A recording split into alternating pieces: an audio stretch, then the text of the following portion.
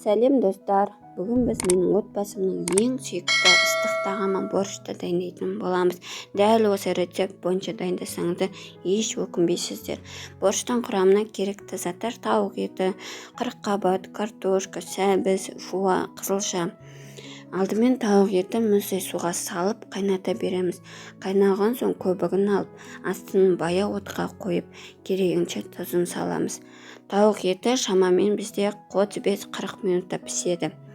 Жаңағы тауық етіміз піскеннен соң түсіріп аламыз да сорпасына қырыққабат пен картошканы турап салатын боламыз. Негізі тауық етінің орнына кәдімгі сиыр етін, қойдың етін қолдансаңыздар болады. Әркімде әртүрлі.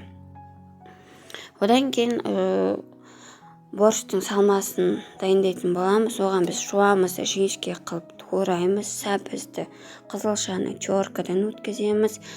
Келесі бізде қызып тұрған сұйық майға бірінші жуаны салып, одан кейін сәбізді, қызылшаны салып, әр қайсысын 3-4 минут қуыратын боламыз. Қуырып болған соң 2 кішкентай қасықпен толтырып томатты саламыз. Томатты салғаннан соң жақсылап араластырып 3-4 минут тағы да қуырамыз. Одан кейін барып үстіне мұздай суды құямыз. Суымыз қайнаған соң астын басып бұқтырып қоямыз. Осылай бізде әп-әдемі болып бұқтырылып өз бабымен пісетін болады. Капустамыз пісуге жақындағанда қызыл салманы сорпаға қосып араластырамыз. Одан кейін 5 минут қайнатамыз.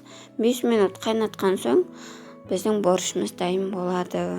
Егер де дәмдеуіш қосқыларыңыз келсе, дәмдеуіш қосып, тағы да бір 5 минутқа қойсаңыздар болады. Сонымен біздің дәмді борщымыз дайын болды. Астарыңыз дәмді болсын.